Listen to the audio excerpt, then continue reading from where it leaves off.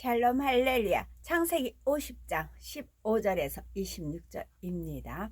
요셉의 형제들이 그들의 아버지가 죽었음을 보고 말하되 요셉이 혹시 우리를 미워하여 우리가 그에게 행한 모든 악을 다 갚지나 아니할까 하고 요셉에게 말을 전하여 이르되 당신의 아버지가 돌아가시기 전에 명령하여 이르시기를 너희는 이같이 요셉에게 이르라. 네 형들이 네게 악을 행하였을지라도 이제 바라건대 그들의 허물과 죄를 용서하라 하셨나니 당신 아버지의 하나님의 종들인 우리 죄를 이제 용서하소서 하며 요셉이 그들이 그에게 하는 말을 들을 때에 울었더라.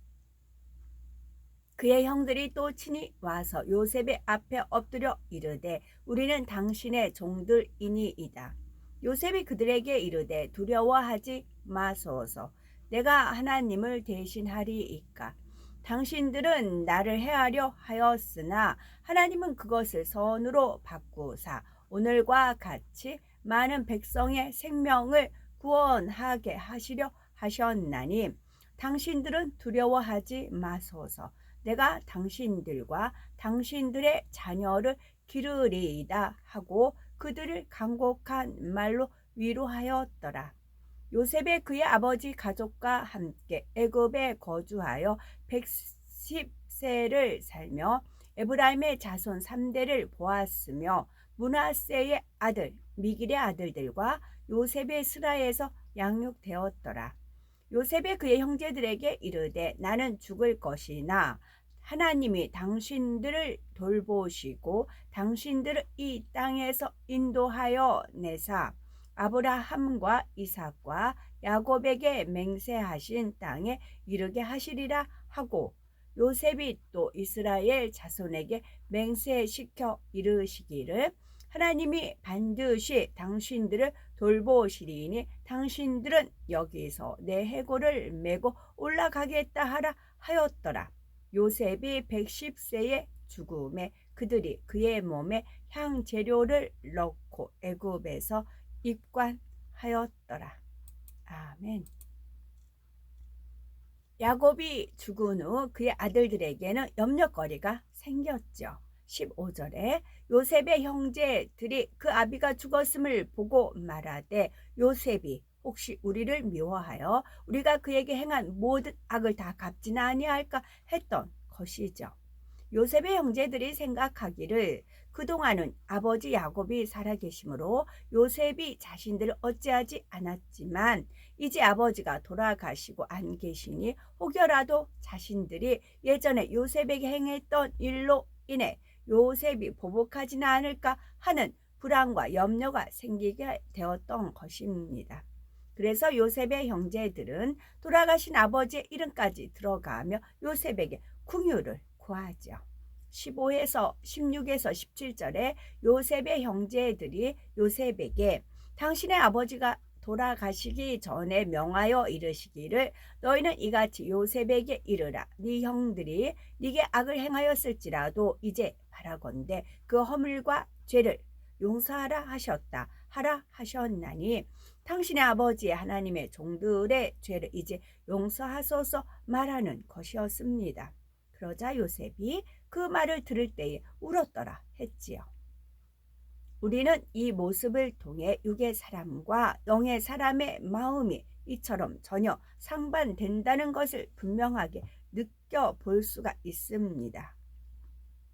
요셉은 이미 오래전에 마음에서부터 온전히 형들을 용서한 상태였지요. 그래서 마음의 형들에 대한 감정이 조금도 없었을 뿐만 아니라 오히려 마음과 정성을 다해 더 섬겨 주었지요. 그런데 요셉 편에서는 이렇게 했음에도 불구하고 아버지 야곱이 돌아가신 후에 형들이 이처럼 두려움에 떠는 것을 보자 마음이 너무나 아팠죠. 형들이 자신의 마음을 너무나 몰라주는 것이 요셉을 슬프게 만들었던 것이었습니다.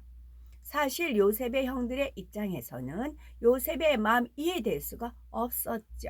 육의 사람이 영의 사람의 마음을 이해할 수가 없기 때문이죠. 육의 사람은 상대방을 바라볼 때도 자기 틀과 자기 생각 가운데 보기 때문에 영의 사람의 마음 역시 자기 육의 기준에 맞추어 보게 되죠. 그러니 자기 기준에 맞추어서 저 사람의 마음이 이럴 것이다 하고 판단하게 되지요. 요셉은 정말 마음 중심에서 형들을 용서하고 이해하며 품었지만 형들은 자신들이 그 마음이 되지 못하니 요셉의 마음도 중심에서 느낄 수가 없었던 것입니다. 자기들 같으면 그런 상황에서 요셉과 같은 마음이 도저히 될 수 없기 때문에 자신들의 마음의 기준에 맞추어 요셉의 마음에 대해서도 판단하게 되었다는 말이죠.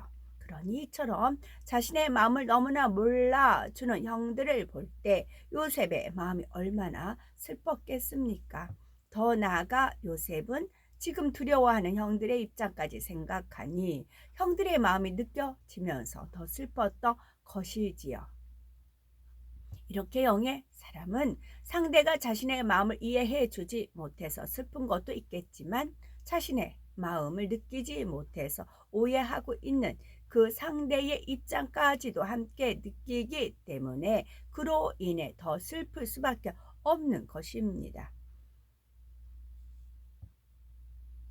요셉도 친히 자신 앞에 나와 우리는 당신의 종인이다 이렇게까지 말하는 형들을 보면서 왜 나의 마음을 그처럼 몰라줍니까 하며 그들을 탓하는 것이 아니었죠.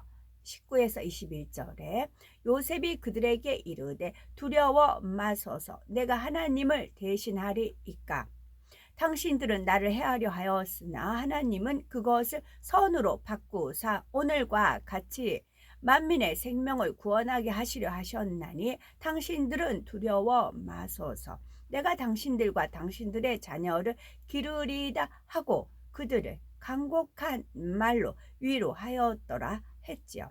요셉은 형들에게 비록 그들이 행한 것은 큰 악이었지만 그것은 하나님께서 섭리 가운데 허락하신 일이었고 그 일로 인해 결국은 모든 일이 합력하여 선을 이루므로 자기들의 가족들이 구원에 이르게 되었음을 다시 한번 설명해 주고 있습니다. 더 나아가 형들은 물론이고 그들의 자녀들까지도 요셉 자신이 책임지고 기르겠다 약속해 주고 있지요. 지금까지도 물론 그래왔지만 앞으로 더 살피고 돌보며 섬기겠다는 말입니다. 이렇게 요셉은 간곡한 말로 형들을 위로했지요. 이 얼마나 선한 마음입니까?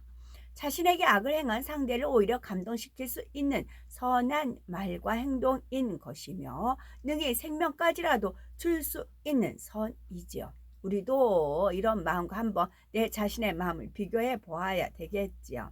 우리의 마음을 이해해 주지 못하고 우리의 마음을 오히려 오해해서 감정을 가지는 사람이 있다고 할 때 왜 저 사람은 내 마음을 몰라주나 왜 저렇게만 생각할까 이렇게 안타까운 마음이 들 수가 있지요. 그러나 혹여 뭐 저런 사람이 다 있어 저 사람은 구제불능이야 이런 마음이 들지는 않았는지요. 그러다가 우리 편에서도 감정을 가지게 되고 더 나아가 부딪힘이 생기지는 않았는지요. 아니면 저 사람을 더 이해하려 노력하며 섬겨주면서 품으려고 하시지는 않았는지요. 아무리 육의 사람이라도 그가 변화될 것을 믿음의 눈으로 바라보고 내 편에서 먼저 이해하려고 노력한다면 품지 못할 사람은 없는 것입니다. 요한복음 13장 1절에 예수님께서는 세상에 있는 자기 사람들을 사랑하시되 끝까지 사랑하시니라 하신 대로 예수님께서는 가룟 유다까지도 끝까지 품고 사랑하셨지요. 요셉도 110세에 이르러 마침내 죽음을 맞이하게 됩니다. 30세의 젊은 나이에 애굽의 총리가 된 후 80년간을 살면서 요셉은 영육간의 화평을 이루어 왔죠. 육으로 볼 때 요셉은 애굽의 바로와도 바로의 신하들과 백성들 자신을 섬기는 사람들과도 그리고 아버지와 형제들과도 모두 화평함을 이룰 수가 있었습니다. 이는 먼저 영적으로 하나님과 화평을 이루었고 자기 자신과도 화평을 이루었기 때문입니다. 악은 모양이라도 없는 선한 마음으로 오직 하나님의 뜻을 쫓았기에 하나님과 화평을 이룰 수 있었고 자신과의 화평의 관계에도 이룰 수가 있었지요. 그러니 주변에 누구라도 품고 이해하며 지극한 선으로 섬겨 나갈 수 있었고 이러한 요셉과는 누구 한 사람 걸림이 되지 않았던 것입니다. 선의 지혜 가운데 모든 것을 풀어나감으로 요셉으로 인해 마음이 불편해한다거나 요셉을 시기 질투하지도 미워하지도 않았고 어떤 감정을 가지며 반대하는 사람도 없었죠. 우리도 악은 모양이라도 버리고 하나님과 우리 자신과도 화평해 보시기 바랍니다. 주변과 두루 육적인 화평도 이루어지면서 참된 평안과 희락이 찾아오게 되지요. 그러나 혹여라도 사랑과의 화평을 위해 하나님과의 화평을 깨워서는 안 되죠. 하나님의 뜻을 쫓기 위해 사랑과의 화평이 깨어지는 경우가 있다 해도 하나님과의 화평이 우선이라는 거죠. 요셉은 자신이 억울한 누명을 썼을 때 결코 하나님을 원망하거나 불평하는 말을 하지 않았고 그런 상황에서도 오직 감사하며 기뻐했지요. 이것이 바로 하나님과의 화평을 쫓은 것이었습니다. 이렇게 하나님과의 화평을 쫓으니 결과적으로는 더 큰 축복이 왔고 사람과의 화평도 회복되는 것을 볼 수 있답니다. 이처럼 하나님과의 화평을 쫓을 때 비록 당장에는 사람과의 화평이 깨어지는 것처럼 보여도 결국에는 하나님을 기쁘시게 해드렸으니 하나님께서 역사해 주신 것이지요. 우리도 요셉을 통해 화평을 이루는 방법을 잘 깨달아야 되겠죠. 그 비결은 바로 착할 선입니다. 요셉은 늘 모든 상황을 선으로 바라보았지요. 상대방의 행함만을 생각하며 너무나 상대가 악하고 그래서 용서하기가 쉽지 않을 수도 있지만 요셉은 그런 상황에서도 선으로 바라보았습니다. 하나님의 사랑과 하나님의 신실하심을 믿었기에 모든 것을 하나님 편에 맡기고 선한 마음과 생각으로 바라보았던 것입니다. 그러니 불평, 불만이 나올 리가 없고 사람에 대해서도 감정을 갖거나 미워하지 않았죠. 오히려 자신을 더 낮추는 겸손함 가운데 상대를 선으로 섬겨주었던 것입니다. 이런 모습에 사람들은 감동을 받게 되고 그들 마음에 요셉이라는 인물이 깊이 새겨지게 되었던 것입니다. 요셉이 애굽 사람들에게 얼마나 깊이 심겨져 있었는지는 출애굽 1장에도 나와 있습니다. 8절에 보면 요셉을 알지 못하는 새 왕이 일어나서 애굽을 다스리더니 했는데 이때부터 바로 이스라엘 민족에 대한 애굽 사람들의 박해가 시작되지요. 당시의 역사서를 참조해서 계산해 보면 이스라엘 민족이 고센 땅에 정착한 지 이미 300년이 훨씬 넘은 시점이었습니다.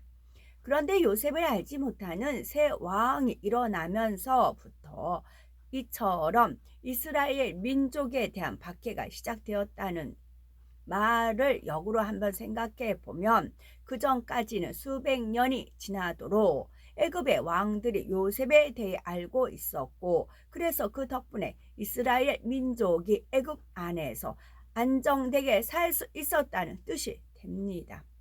이방인으로서 애굽의 총리가 되었던 요셉의 명성이 그가 죽은 후에도 수백 년 동안 남아 있었다는 말이지요. 그러니 요셉이 애굽이라는 나라에 있어서 얼마나 큰 은혜를 입힌 인물이었으며 덕망이 높은 인물이었는지를 잘 알 수가 있죠. 요셉이 죽고 얼마 지나지 않아서 애굽 사람들이 이스라엘 사람들을 핍박하고 종으로 부릴 수가 있었겠지만 요셉이 애굽에 끼친 은혜를 기억하고 있었기에 요셉을 봐서라도 차마 이스라엘 백성들에게 그렇게 할 수가 없었다는 것이죠. 그러니 요셉이 죽은 후에라도 단지 그의 이름만 기억된 것이 아니라 여전히 그의 실질적인 영향력이 대단했다는 사실을 잘 알 수가 있습니다. 이러한 요셉의 영향력으로 인해 이스라엘 민족은 애굽 안에서 안정되고 생육하고 번성하며 큰 민족을 이루어갈 수가 있었죠. 우리도 요셉과 같이 된다면 얼마나 좋겠습니까? 우리로 인해 우리의 주변까지도 함께 은혜를 입힐 수 있고 그것이 후대에까지 전해질 수 있다면 그만큼 우리는 하나님의 사람으로서 모든 면에 인정받았다는 증거일 것입니다. 이처럼 영육 안에 인정받았던 요셉이 이제 죽음을 눈앞에 둔 시점에서 이스라엘 백성들에게 맹세하기를 25절에 하나님이 정녕 너희를 권고하시리니 너희는 여기서 내 해골을 메고 올라가겠다 하라 하지요. 요셉 역시 하나님께서 주신 약속의 땅에 자신의 뼈라도 묻히기를 원했던 것입니다. 요셉은 장차 이스라엘 민족이 하나님께서 약속하신 가나안 땅으로 갈 것을 알았고 하지만 그것이 가까운 훗날은 아니라는 것도 알았지요. 그래서 훗날 때가 되어 이스라엘 민족이 가나안 땅으로 가게 되며 잊지 말고 자신의 유해를 함께 가져가 달라는 것이었습니다. 그리고 이 유언은 400여 년이 지난 후 이스라엘 수손들에 의해 지켜집니다. 여호수아서 24장 32절에 보니 이스라엘 자손이 애굽에서 이끌어낸 요셉의 뼈를 세겜에 장사하였으니 했지요. 요셉은 죽음을 맞기 전에 하나님 앞에 마지막으로 기도를 올립니다. 나의 사랑하는 하나님이시여 나의 철없던 시절에 나를 보심으로 정녕 하나님 안에서 이와 같이 나를 인도하시고 진리로 온전히 이끌어 주신 나의 하나님이시여 감사를 드리나이다. 내 삶에 있어서 모든 것이 항상 평안하였고 모든 것이 형통함은 아버지의 은혜요. 미천한 자를 생각하시어서 정녕 온전한 자에 이르기까지 이끄셨고 많은 자들이 여호와 하나님의 이름에 무릎을 꿇게 하셨으며 결국에는 하나님의 섭리를 이루게 하시니 감사를 드리나이다. 나의 모든 삶 속에 적다함도 아니요 또 부족하다 함도 아니요 모든 것에 넘쳐났고 항상 하나님의 은혜가 넘쳐났으며 하나님께서 주시는 축복과 은혜가 심히도 크므로 인하여서 감사를 드리나이다. 이제 이와 같이 눈을 감으오나 남은 모든 것들을 인하여서 하나님의 뜻과 섭리를 이루시며 정녕 하나님의 은혜를 잊지 아니하도록 모든 이들에게 항상 은혜의 광선을 비추사 많은 이들에게 그 은혜를 잊지 아니하는 그와 같은 마음의 깨우침이 되게 하시며 그 길을 인도하소서. 하나님께서 계심으로 인하여서 제가 있었고 하나님의 은혜와 은택 가운데서 이와 같이 영광을 드리우며 정녕 많은 이들에게 하나님을 알리게 하심에 감사를 드리나이다. 하나님의 사랑이 내게 너무나 넘쳐났고 하나님의 기뻐하신 증거를 저를 통해 너무나 많이 넘쳤나이다. 저를 통하여서 심히 큰 열매를 거두시며 정녕 많은 것들을 인하여서 기뻐하시고 이루게 하심에 감사드리나이다.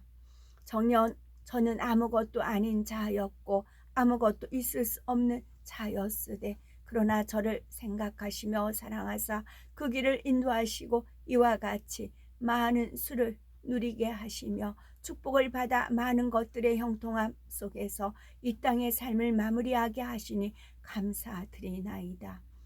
이제 이후에 있을 모든 일들도 하나님의 섭리와 뜻 가운데 이룰 줄 믿사오니 하나님의 은혜가 이곳을 인하여서 넘치게 하시며 하나님의 백성들을 인하여서 그 은혜가 그치지 아니하게 하소서. 감사드리나이다. 나를 사랑하심에 감사드리나이다. 내게 은혜를 주시니 감사드리나이다. 내가 이와 같은 모든 영광 중에 있게 하시니 감사드리나이다.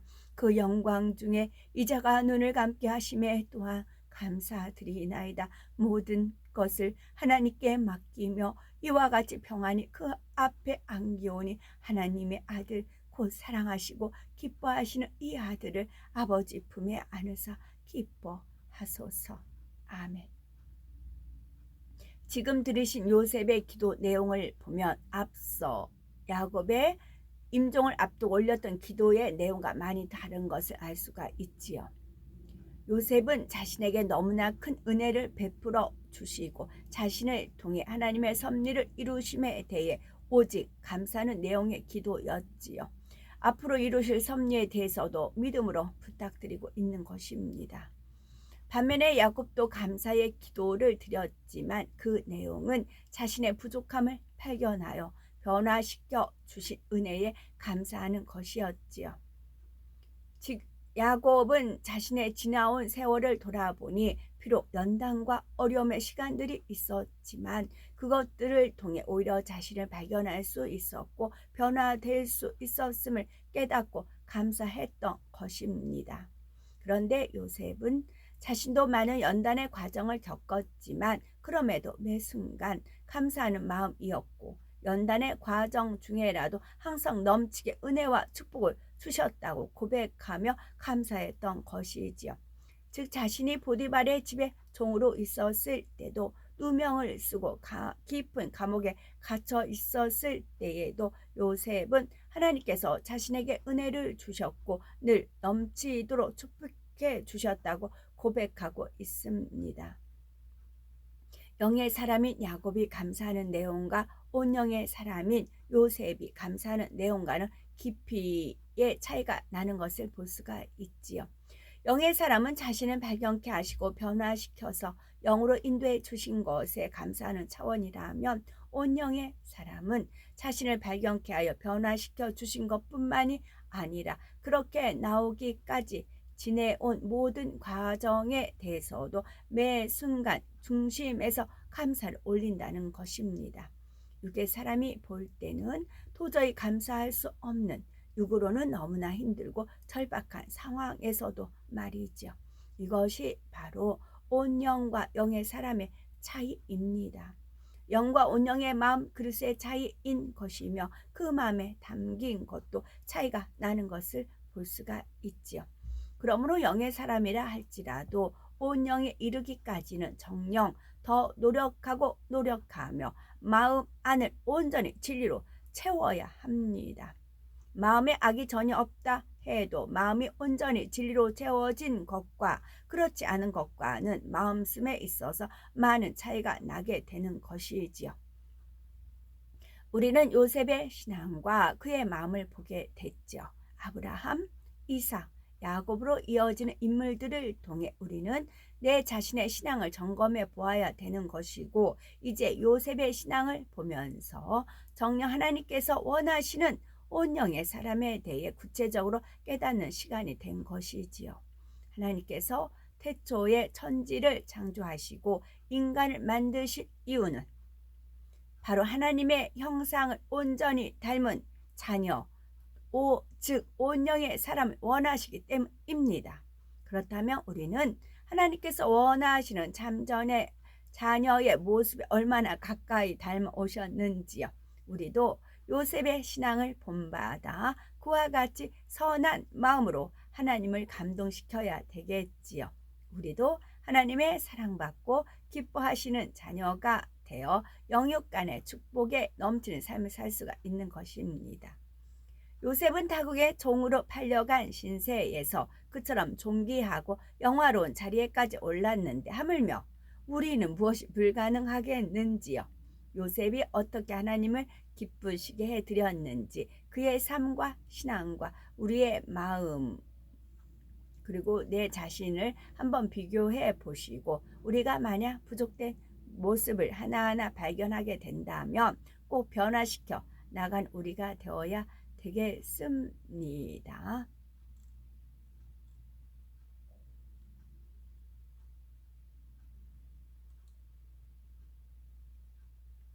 신속히 주님의 온전한 신부로서 신부 단장을 마치고 신랑 되신 주님을 기쁨과 설레임에 기다려서 그날에 담대히 주님을 맞이하여 그 품에 안길 수 있는 우리가 되셨으면 좋겠습니다.